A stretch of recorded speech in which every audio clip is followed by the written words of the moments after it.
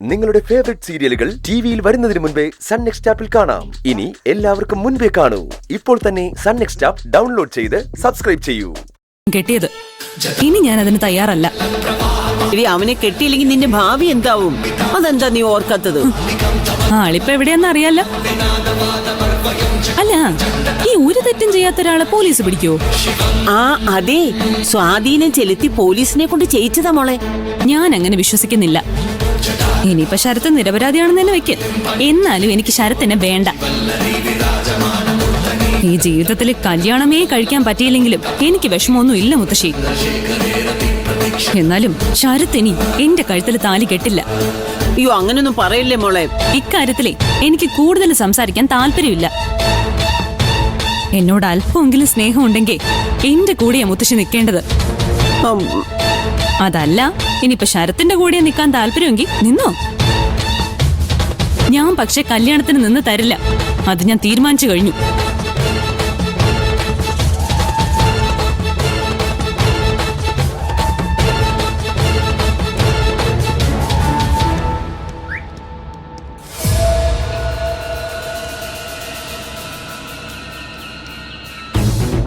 എങ്ങോട്ടാണാവോ? ഞാൻ എവിടെ പോയാ സിദ്ധുവേട്ടൻ എന്താ? സിദ്ധുവേട്ടന്റെ ആഗ്രഹം നടന്നില്ലേ? കല്യാണം മുടങ്ങിയില്ലേ?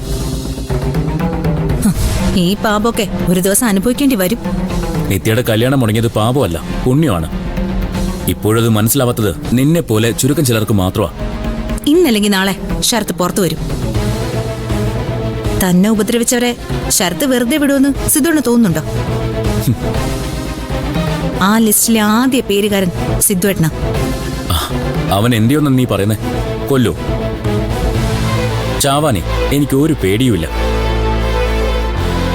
ഇത്രയും കാലം ജീവിച്ചോളാന്ന് ഞാൻ ഒരാൾക്കും ഒരു വാക്കും കൊടുത്തിട്ടുമില്ല.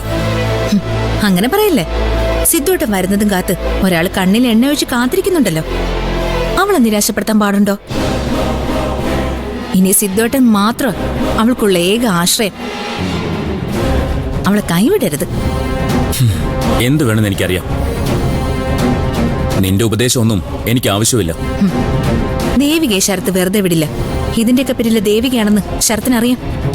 ദേവിക ഉപദ്രവിച്ചാ അതോടെ അവൻ അവസാനിക്കും. പിന്നെ അവൻ ഒരിക്കലും പുറലോകം കാണില്ല. ഇതിന് മാത്രം അസ്വസ്ഥനാവാൻ ദേവിക നിങ്ങളുടെ ആരാ? അതിന്റെ ഉത്തരം നിനക്കിനി മനസ്സിലായിട്ടില്ലേ? എടി, എന്റെ ലോകമെന്ന് വെച്ചാ അത് ദേവികയാ. അവൾക്ക് വേണ്ടിയാ ഞാൻ ജീവിക്കുന്നത് പോലും. ഒരു മനുഷ്യൻ ഇത്രയും തരം താഴാൻ പാടില്ല. ദേവിക്ക് ഒരിക്കലും നിങ്ങൾക്ക് കിട്ടാനേ പോകുന്നില്ല. അങ്ങനൊരു സാഹചര്യം വന്നാ ഞാൻ അവളെ അങ്ങ് കൊല്ലും. അപ്പോഴോ? കൊല്ലാൻ നീ ജീവനോട് ഉണ്ടായിട്ട് വേണ്ടേ? വലിഞ്ഞു കയറി വന്ന് എന്റെ ജീവിതം തകർത്തിട്ട് മതിയായില്ലേ നിനക്ക്? എന്നോട് അല്പമെങ്കിലും സ്നേഹം ഉണ്ടെങ്കിൽ നീ ഇവിടെ ഇറങ്ങി പോവാ വേണ്ടത്. എനിക്ക് നിന്നെ ഇഷ്ടമല്ല. അത് മനസ്സിലാക്കി പെരുമാറാൻ നോക്ക്. നീ എങ്ങനെയൊക്കെ ശ്രമിച്ചാലും എന്റെ മനസ്സ് മാറാനേ പോകുന്നില്ല. എന്തിനാ വെറുതെ സ്വന്തം ജീവിതം കളയുന്നത്? എന്നെ ഉപദേശിക്കണ്ട. എങ്ങനെ ജീവിക്കണമെന്ന് എനിക്കറിയാം. വലിഞ്ഞു കയറി വന്നവളാണല്ലേ ഞാൻ. കാണിച്ചു തരാം. അങ്ങനെയാണോ വന്നതെന്ന് കോടതി തീരുമാനിക്കട്ടെ. ഞാൻ ഒഴിഞ്ഞു പോകുന്ന പ്രശ്നമില്ല. ഒഴിപ്പിക്കാൻ പറ്റുമോ നോക്ക്.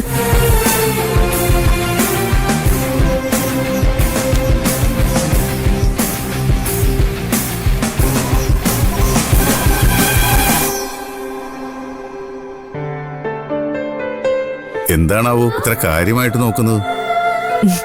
ഇത്തവണ എന്റെ പിറന്നാള് വരുന്നത് തിങ്കളാഴ്ചയാ. തിങ്കളാഴ്ച എന്ന് പറയുമ്പോ നാളെ.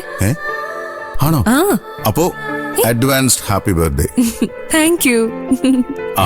എന്താ ഡോക്ടർ? അതെ, വേണമെങ്കിൽ ഒരു ഹാപ്പി ബർത്ത്ഡേ പറഞ്ഞു. പിറന്നാൾ കുട്ടിയാ. ആണോ? അപ്പൊ നമുക്കിത് ആഘോഷിക്കണമല്ലോ. അയ്യോ, അതിന് ഞാൻ സ്കൂൾ കുട്ടിയൊന്നല്ല. എടോ, പിറന്നാൾ സ്കൂൾ കുട്ടികൾക്ക് മാത്രമേ ആഘോഷിക്കാവൂ എന്നൊന്നുമില്ല. എന്തായാലും ഞാനിവിടുണ്ട്. എല്ലാം ഞാൻ ഓർഗനൈസ് ചെയ്തോളാം. അതൊന്നും വേണ്ട.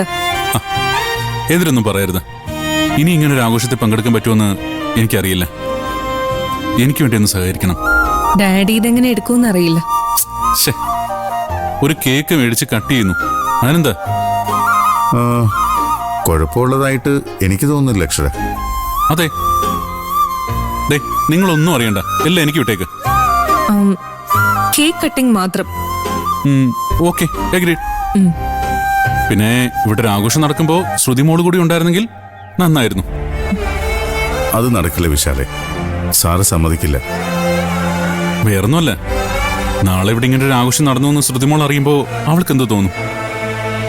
വിഷമം തോന്നും. പക്ഷെ ആ വിഷമം ഇപ്പോഴത്തെ സാഹചര്യത്തിൽ ശ്രുതിമോള് സഹിക്കേണ്ടി വരും. അല്ലാതെ വേറെ വഴിയില്ല.